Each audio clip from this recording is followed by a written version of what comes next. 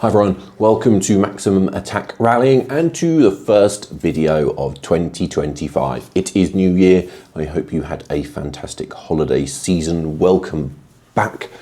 There's a lot to look forward to this year, and that is the topic of this video. On a personal level, there's lots and lots of things I want to do this year, which I will share with you in due course. But Today I want to talk about 2025 and just some of the things we have to look forward to, because there's a lot. I know there's been a lot of controversy in recent weeks around regulations and all that stuff and the future of the WRC. But for 2025, I think there is still plenty to be excited about. So I'm just going to do a quick run through. I've got 5 things I want to talk about. It's always 5, isn't it? Whenever I do a list type video, there's always 5 things. So today there are 5 things that I want to talk about. The first one of those is Kalle Rovanperä. Has he still got it? Now, obviously, we all know that he's going to be fast. You know, that pace that took him to 2 titles is not going to have disappeared.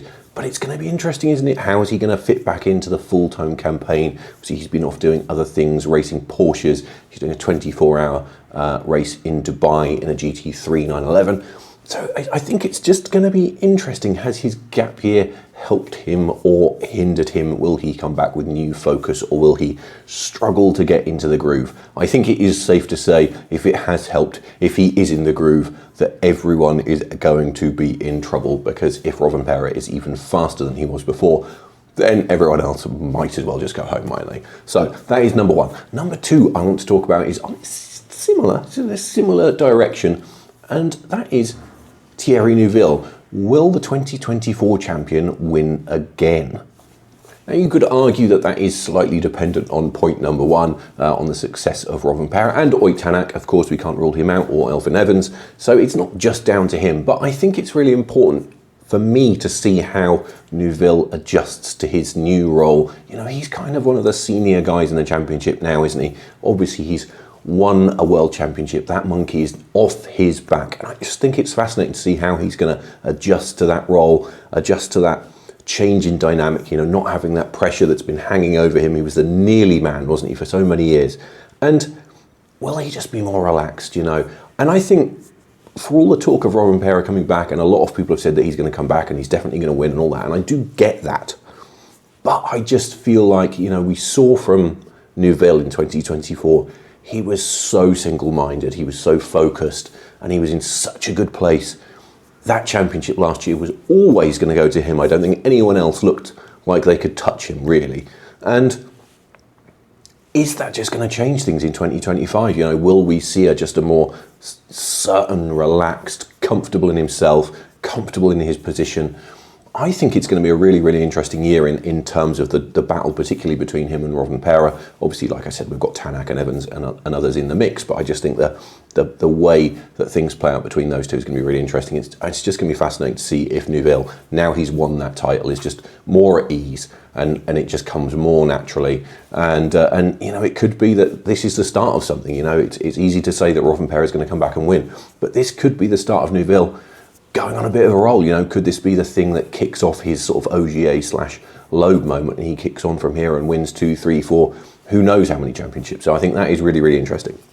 Sticking with Hyundai for number 3, however, the next person I want to talk about is Adrien Foro. So the question I have about Foro is, will the Frenchman now break into the elite? He had a very, very good 2024. He was consistent, scored podiums. He looked like a much more mature, sensible, level-headed, complete driver than he'd looked before.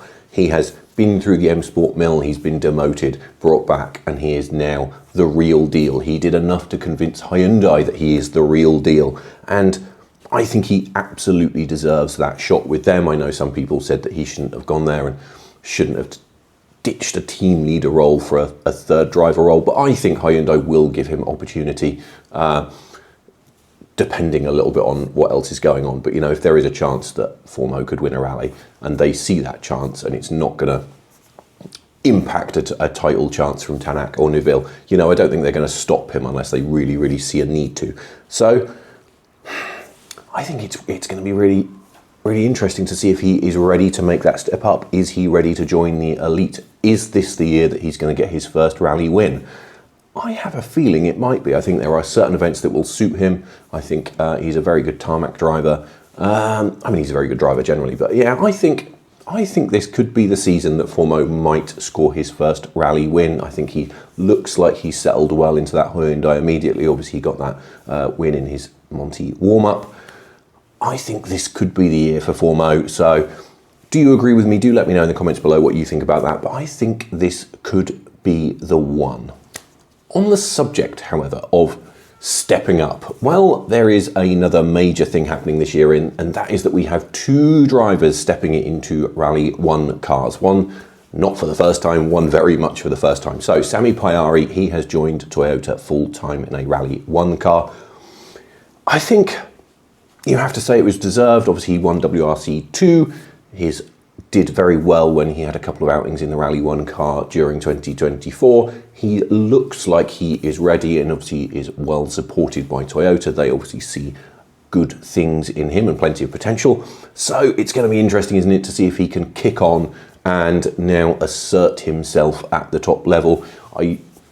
It's funny, isn't it? I talked about Foro getting his first win. I don't think that's likely to happen for Pajari this season, but he just has to be consistent, doesn't he? He just has to keep knocking in decent results, getting finishes, showing flashes of speed, and he can build from there. So that is really interesting. More interesting than that in terms of new drivers, though, at the opposite end of the spectrum almost, is Josh McAlean. He has been promoted to M Sport into their Rally 1 program, which not many people were expecting.